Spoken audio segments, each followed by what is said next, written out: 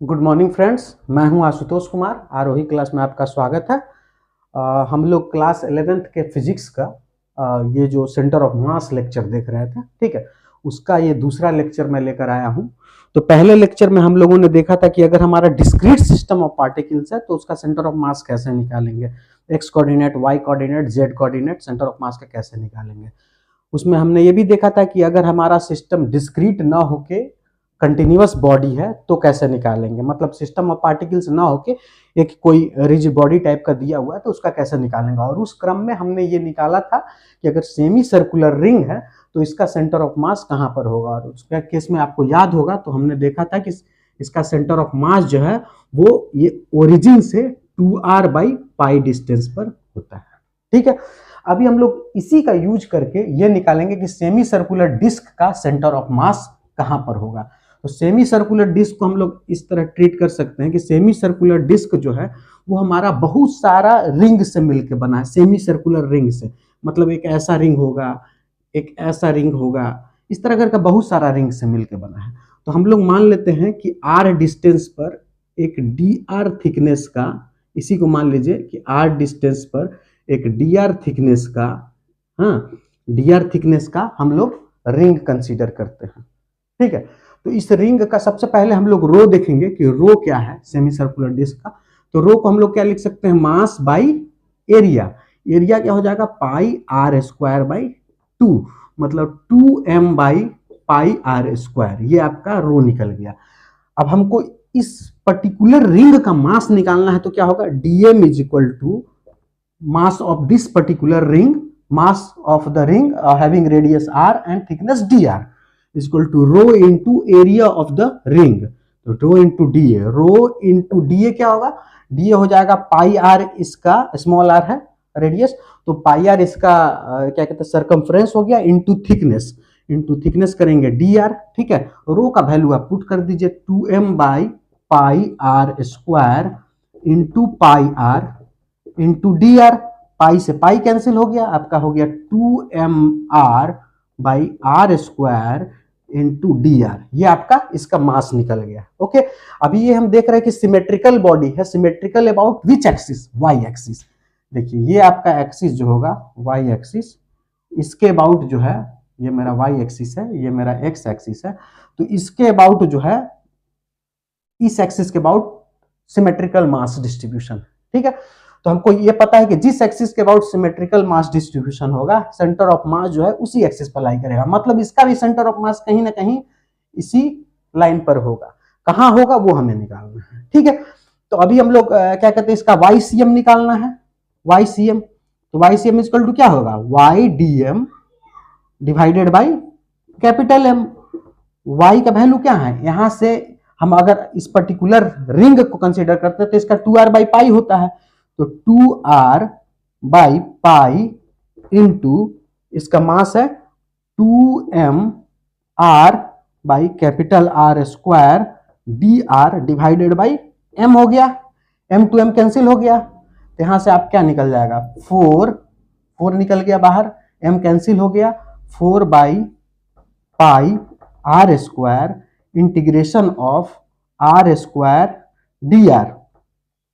Are कहां से कहां वेरी कर रहा है, 0 to capital R, 0 to capital R. अब पुट कीजिए इसको 4/πr², यहां से इसका इंटीग्रेशन कीजिएगा तो हो जाएगा r³/3, तो r³/3, तो इसका वैल्यू क्या हो गया 4r/3। सिंपल है, ठीक है। तो इस तरह हम लोगों ने ये देखा सेमी सर्कुलर डिस्क का सेंटर ऑफ मास कैसे हम लोग निकाल सकते हैं, ठीक है। अब हम लोग नेक्स्ट आगे बढ़ते हैं, मोशन ऑफ सेंटर ऑफ मास। अगर कोई सिस्टम हमारे पास दिया हुआ है तो उसका सेंटर ऑफ मास का मोशन क्या होगा, कैसे निकालेंगे, ठीक है। हम लोग उस समय आपको याद होगा कि ये भी देखे थे कि अगर 2 पार्टिकल है ए और बी पोजीशन पर, इसका मास है m1 और इसका मास है m2 और दोनों रेस्ट में है, राइट, दोनों रेस्ट में है, तो मतलब v1 भी 0, v2 भी 0, रेस्ट में है दोनों पार्टिकल। अभी क्या है कि इस पर कोई फोर्स नहीं लग रहा है, तो इसका हम लोग अगर मान लीजिए कि ये एक्स एक्सिस है, राइट, ठीक है। और इसका हम लोगों को दिया हुआ है क्या कहते हैं, पोजीशन जो है वो दिया हुआ है, ये x1 पर है और ये x2 पर है, ठीक है, y कोऑर्डिनेट 0 है। तो इसका हम लोग xcm कैसे निकालेंगे, xcm is equal to m1 x1 summation of mi xi होता है plus m2 x2 divided by sum of masses sigma m, जैसे होता था ना mx divided by summation of m, ठीक है। तो यहाँ पर m1 प्लस m2। अभी ये हम लोग सिस्टम जो माने हैं इसमें ये माने हैं कि कोई एक्सटर्नल फोर्स नहीं लग रहा है, पार्टिकल जो है वो इनिशियली एट रेस्ट है और बाहर से कोई फोर्स नहीं लग रहा, मतलब जो भी फोर्स लगेगा मान लीजिए कि यही दोनों के बीच का है फोर्स और वो अट्रैक्टिव फोर्स है, ठीक है। तो अट्रैक्टिव फोर्स ये बॉडी इस पर इस डायरेक्शन में लगाएगा एफ फोर्स और ये बॉडी इस क्या कहते हैं ये पार्टिकल इस पार्टिकल पर इस डायरेक्शन में एफ फोर्स लगाएगा। खाली ये है कि दोनों पर फोर्स एफ ही लग रहा है, ठीक है, लेकिन डायरेक्शन जो है वो उल्टा है, ठीक है। तो आप यहां से A1 को हम लोग क्या लिख सकते हैं, अगर इस डायरेक्शन को हम लोग पॉजिटिव मानते हैं तो A1 को लिख सकते हैं F बाई M1 और A2 को क्या लिख सकते हैं माइनस F बाई M2 लिख सकते हैं, ठीक है। अभी यहां से हम लोग VCM निकालते हैं अगर, तो VCM इज इक्वल टू हो जाएगा M1 V1 plus M2 V2 divided by M1 plus M2, differentiate कर देंगे तो, ठीक है। और इसको हम लोग अगर फिर से एक बार डिफरेंशिएट करें तो एक्सेलरेशन निकल जाएगा सेंटर ऑफ मास का, एक्सेलरेशन क्या है M1 A1 plus M2 A2 divided by M1 plus M2। अब यहां से M1 A1 बराबर क्या है F है, M2 A2 बराबर माइनस F है, तो ACM क्या हो गया 0 हो गया। अगर कोई एक्सटर्नल फोर्स नहीं लग रहा है, जो भी फोर्स लग रहा है वो इंटरनल फोर्स लग रहा है और हमको पता है इंटरनल फोर्स क्या है, इक्वल एंड अपोजिट है, ठीक है। तो एक्सेलरेशन सेंटर ऑफ मास का 0 होगा। इसका मतलब क्या हुआ, एक्सेलरेशन 0 का मतलब क्या हुआ, सेंटर ऑफ मास का एक्सेलरेशन 0, इसका मतलब हुआ कि VCM जो है हमारा वो कांस्टेंट होगा, VCM कांस्टेंट होगा, VCM चेंज नहीं होगा, जो भी होगा कांस्टेंट ही होगा। अगर हम लोग ये कंसीडर किए हैं कि इनिशियली दोनों पार्टिकल V1 V2 रेस्ट में है तो यहां से हमारा VCM क्या आ जाएगा 0 आ जाएगा।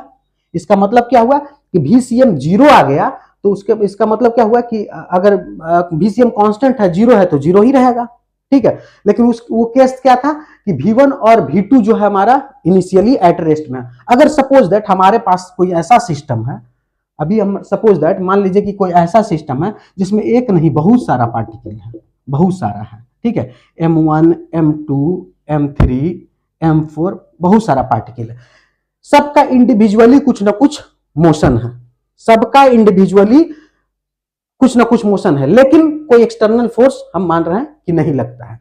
तो उस केस को हम लोग कैसे सोच सकते हैं, मान लीजिए कि n पार्टिकल है, सपोज दैट n पार्टिकल है, उस केस को हम लोग कैसे देखते हैं, क्या करेंगे, उस केस में क्या आता है हमारा सेंटर ऑफ मास का एक्सेलरेशन और सेंटर ऑफ मास का वेलोसिटी क्या आता है। मान लीजिए हम लोग क्या मान लिए हैं कि n पार्टिकल है, ठीक है। अब n पार्टिकल है तो अभी बताइए कि जो ith पार्टिकल होगा, ith पार्टिकल पर यहां बहुत सारा पार्टिकल है, ठीक है, सब फोर्स लगाएगा तो ith पार्टिकल का एक्सेलरेशन हम लोग क्या लिख सकते हैं, AI is equal to sum of all forces, sum of all forces divided by इस पर जो इसका जो मास होगा MI लिख सकते हैं। ith पार्टिकल का अगर हम लोगों को एक्सेलरेशन निकालना तो sum of all forces by MI लिख सकते हैं। सम ऑफ ऑल फोर्सेज क्या होगा, जितना भी मान लीजिए कि ये जितना फोर्स लगाया, M2 जितना फोर्स लगाया, M3 जितना फोर्स लगाया, तो इसको हम लोग डिनोट कर देते हैं, मान लीजिए कि F ith पार्टिकल पर jth पार्टिकल जो फोर्स लगा रहा है, ठीक है, इस फोर्स को लिख दिए Fij, ठीक है। और क्या कर सकते हैं, और मान लीजिए कि कोई एक्सटर्नल फोर्स लग रहा है ith पार्टिकल पर, एक्सटर्नल फोर्स, ठीक है। अब इस सारे चीज को अगर हम लोग सम कर लें, इसको अगर हम सम कर दें कि ith पार्टिकल पर J is not equal to I, ठीक है, अगर हम लोग सम करके निकाल ले तो ith पार्टिकल पर total internal force by plus ith particle पर टोटल एक्सटर्नल फोर्स, यही है, ठीक है, और डिवाइडेड बाई MI, ये हो गया मास ऑफ ith पार्टिकल। ठीक है, इससे हम लोग लिख सकते हैं क्या, MIAI is equal to summation of J is not equal to I Fij plus Fi external, मतलब एक्सटर्नल ith पार्टिकल पर एक्सटर्नली जो फोर्स लग रहा है एंड ith पार्टिकल पर इंटरनली जो फोर्स लग रहा है, वो दोनों का समेशन करेंगे, वो इस पर टोटल फोर्स के बराबर हो जाएगा, यानी MIAI के बराबर हो जाएगा। ठीक है, अभी हम लोग क्या देखें कि इंटरनल फोर्स जो भी लगता है वो इक्वल एंड अपोजिट होता है। ठीक है, मतलब क्या कहते हैं, फर्स्ट पार्टिकल जो ith पार्टिकल पर फोर्स लगाएगा वही force ith particle first particle पर लगाएगा। उसी तरह सेकंड पार्टिकल ith पार्टिकल पर जो फोर्स लगाएगा ith पार्टिकल भी सेकंड पार्टिकल पर वही फोर्स लगाएगा। थर्ड पार्टिकल ith पार्टिकल पर जो फोर्स लगाएगा ith पार्टिकल भी थर्ड पार्टिकल पर वही फोर्स लगाएगा। तो ये हमेशा ही फोर्स जो है, मान लीजिए अगर इसको F1I से डिनोट करते हैं 1I, तो इसको Fi1 से डिनोट कीजिए, इसको F2I से डिनोट कर रहे हैं, Fi2 से डिनोट करेंगे, तो सब क्या हो गया, सब एक दूसरे के अपोजिट हो गया, तो इसका समेशन क्या हो जाएगा, इसका समेशन हो जाएगा 0। तो इसका मतलब ये फोर्स जो हो गया वो क्या हो गया, 0 हो गया। आपको ये 0 होगा ना अगर हम लोग इसका पूरा समेशन निकाले ith पार्टिकल पर, तो जो भी फोर्स आएगा वो समेशन होके क्या हो जाएगा, 0 हो जाएगा। सिर्फ बच जाएगा क्या, Fi एक्सटर्नल, Fi एक्सटर्नल। ये कब होगा, किस केस में, जब हम लोग इसका पूरा का समेशन निकाल दे, मतलब हर एक पार्टिकल का एक दूसरे पर निकाल दे, तो उस केस में 0 होगा। अभी मान लीजिए सिर्फ सिंगल पार्टिकल को कंसीडर करेंगे, तो क्या होगा कि जितना पार्टिकल जितना फोर्स 2 वाला पार्टिकल लगाएगा 1 पर, जितना हमको सिर्फ ith पार्टिकल पर का फोर्स कंसीडर होगा, लेकिन ith पार्टिकल कितना और फोर्स लगा रहा है उसको निकालने के लिए अगर हम लोग समेशन करते हैं कि टोटल कितना फोर्स लग रहा है इस सिस्टम पर, तो इसको सम करेंगे, ith पार्टिकल का को सम करेंगे, तो इसका सारा फोर्स जो है वो पूरे सिस्टम पर जो लग रहा है वो निकल जाएगा, और जब समेशन करेंगे तो यहां पर ही क्या हो जाएगा, ये टर्म जो है वो हमारा 0 हो जाएगा।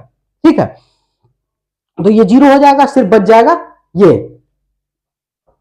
ठीक है, ये एक और एडिशन हो जाएगा यहां पर भी, तो ये 0 हो जाएगा और ये हमारा सिर्फ बच जाएगा। तो यहां पर क्या होगा कि F एक्सटर्नल सिर्फ हो जाएगा, जितना फोर्स जो सिस्टम पर रहेगा, क्योंकि F1 external plus F2 external plus F3 external जोड़ के टोटल F एक्सटर्नल जितना फोर्स होगा वो बच जाएगा। तो ये हमारा क्या है, इसको हम लोग क्या लिख सकते हैं M ACM is equal to F external. अगर एक्सटर्नल फोर्स 0 हो गया तो ACM क्या हो गया, 0। इसका मतलब VCM कांस्टेंट हो गया। मतलब क्या कि अगर हमारा कोई सिस्टम है जहां पर कोई एक्सटर्नल फोर्स नहीं लग रहा है, कोई एक्सटर्नल फोर्स नहीं लग रहा है, कोई सिस्टम ऑफ पार्टिकल्स है जहां पर कोई एक्सटर्नल फोर्स नहीं लग रहा है, तो वहां पर ACM 0 होगा और सेंटर ऑफ मास का जो वेलोसिटी होगा वो कांस्टेंट रहेगा, मतलब पहले जितना था उतना ही रहेगा। ठीक है, अगर पहले 0 था तो वो भी 0 रहेगा, पहले अगर कुछ मोशन था तो फिर कुछ मोशन रहेगा। ठीक है, आज के लिए हमको लगता है इतना ही काफी है, इसके बाद फिर इसके आगे का लेक्चर मैं लेक्चर 3 में करूंगा। ठीक है, थैंक यू, थैंक्स लॉट।